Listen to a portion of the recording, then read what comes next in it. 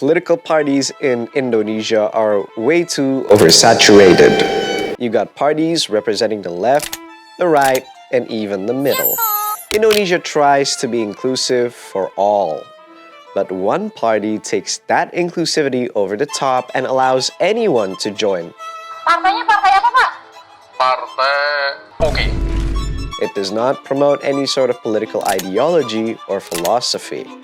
And it doesn't propose any sort of programs. It is a party where everyone who joins are only there because they can garner votes. Introducing the National Mandate Party. Pan, pan, pan, hidup semakin mapan. Pan, pan, pan, bareng Zulkifli Hasan. The National Mandate Party was formed in 1998 by Amin Rais as its political vehicle during the Indonesian Reformation. During the time, political reformation was on full swing in Indonesia. Suharto was toppled and the economy was in ruins. Luckily, the political elites swung in and saved the day. Saya memutuskan untuk menyatakan berhenti. The Mandate Party was supposed to be the party that represented the Reformation. It carried the spirit of democracy and change, though not without political compromise. Amin intended the Mandate Party to be Muhammadiyah's stake in politics. Though former Muhammadiyah boss Din Samsudin denied Amin's intentions. It is really unclear whether or not the Mandate Party and Muhammadiyah are intertwined, seeing as many members of the Muhammadiyah were members of the Mandate Party during the time. Everything was going well for Amin Rais and the Mandate Party. They secured votes in the parliament and managed to be a big party instantly. But Amin Rais fumbled hard.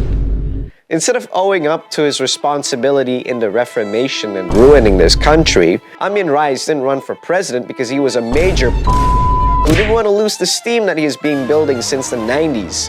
But to be honest, it was really a smart move on his half, since his potential opponent at the time was Gus Dur, and everyone just happens to love Gus Dur. Though I will not give him any credit for not trying. Anyways, Amin Rais settled being the head of the People's Consultative Assembly, or the MPR-RI. He wanted the position for himself above the President Gus Dur, and the MPR was the only government institution that could check the president. Between 1999 and 2005, PAN always scored in the parliament, but their power rested mostly on the influence of their leader, Amin Rais, who was increasingly getting a bit more erratic, demanding, and restrictive, often engaging in political threats against regional leaders who refused to bend the knee. I command thee. This was seriously hurting PAN's reputation, and Amin Rais losing his presidential bid did not help at all. Amin Rais was later replaced by Sutrisno Bachir, who wasn't that famous, so we're not going to talk about him. And later, Hatta Rajasa, who became a minister in SBA's cabinet. Under Hatta Rajasa, PAN chose all the wrong dialogue options and ended up with a bad ending. They sided with Prabowo twice after the SBA elections. Okay, to be fair, PAN didn't know that Jokowi was going to trump them that hard, plus Hatta Rajasa was going to be vice president, but in the second elections, they should have known better not to face Jokowi in a straight fight. Should have learned your lesson by now, Hatta Rajasa. And so after a huge ass whooping by Jokowi, PAN was defeated alongside the Prabowo coalition in 2019. And so the party, sick with losing way too much, decided to get rid of Hatta Rajasa and get this guy, Zulkifli Hasan, on board. Zulhas, as he is called, thought that the party was too boomer-coded. He saw that the Muhammadiyah influences on the party was doing it more harm than good, especially since Islamic parties don't sell well in a market exposed by globalization. So Zulhas got rid of all the Muhammadiyah influences, including the old fart Amin Rais, who at that point only used the party as a platform to spread Jokowi hate. Mr. Amin Rais, I hope you know that if you want to spread hate speech, you can do it on Stormfront. I'm sure you fit the crowd just right. With no more Muhammadiyah influences, PAN lost a lot of its fabric. So Zulhas, in his infinite wisdom, thought to himself that Indonesia is a democracy, and democracy runs on votes, and votes are about popularity. And who is more popular than celebrities? Celebrities in Indonesian politics was nothing new, but PAN wanted to take it a step further. I mean, honestly, it fits the party. PAN's symbol is a star, and so the parties must be consisted of stars. Congratulations on making the math, Zulhas. Now, if you do this for your job as Minister of Trade, that would be great. Zulhas went to work and started packing the party with stars. More stars than the entire galaxy that its light is so bright, Stevie Wonder could see the shine. And this is why PAN is the Los Galacticos of the Indonesian political parties. Forget about the process of forming and cultivating cadres. It can take a long time, non-cost effective, and to achieve glory for the party and to fulfill the noble cause to carry on the will and the mandate of the state. PAN has done a really good job to seek the most effective method of recruiting every stars they could see. At some point, Perindo and Solidarity Party was also recruiting stars, so PAN went to war against them, literally Star Wars. But yeah, PAN as an entity was a different cut than it was before.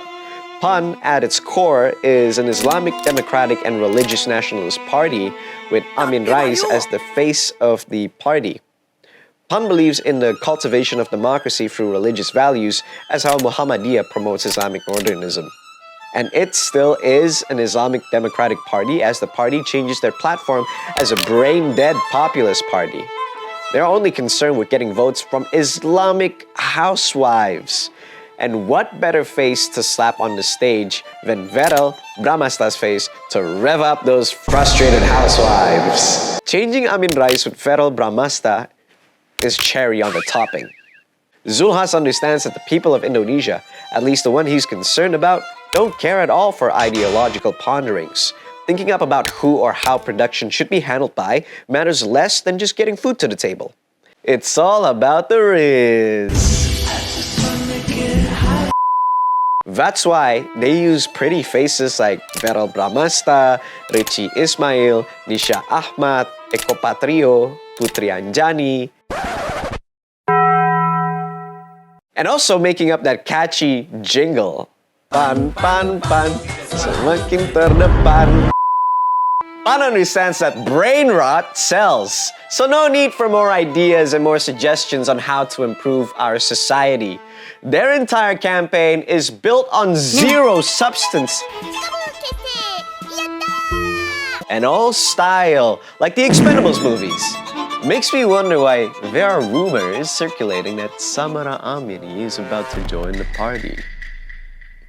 But besides super rich celebrities like Raffi Ahmad, who may or may not at this point be part of the party, we got technocrats like Erick Thohir and I can't find any more names. Yes, Erick Thohir is part of PAN. Voluntarily. You would imagine that someone like Erick Thohir would be part of the money-grubbing Golkar or Democrats. But no, Erick Thohir is a full-blooded PAN member and he does that little PAN dance. And besides Erick Thohir, Wiranto is a member of PAN. Yes, he got kicked out of his own party, so he sought refuge inside PAN.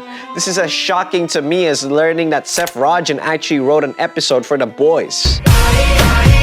In the end, this is a party that is unclear what they are fighting for. They were a menace to Jokowi for almost 6 years before turning their guns in and being his jockeys. This was a party that was made for Islamic intelligent modernists, and now it's just for modernists with questionable intelligence. Seriously, I know politics is dynamic. People can be friends and later enemies at a drop of a hat, but sometimes you just gotta stand your ground. And I know Gerindra and the Solidarity Party are guilty of this too, but Gerindra had some fight in them. But if you want a party where you can vote for familiar faces, read faces you see in soap operas or broadcast TV, then vote for PAN. PAN is the true embodiment of our democracy's spirit. Good looks, fame, and wealth that is displayed through a bunch of celebrities as prospective legislative candidates.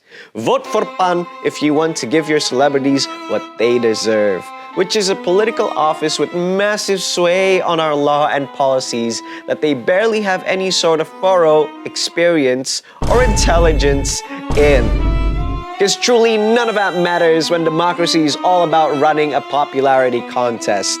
No need to go to some fancy-ass UK college like King's College or Edinburgh. All you need to do is be a star at a soap opera a few times, then you're set.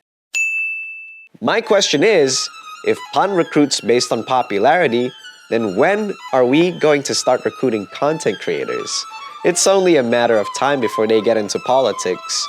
Anyways, vote for PAN if biar gampang nggak mau susah. Subscribe to the Based Indonesian Show. Dijamin halal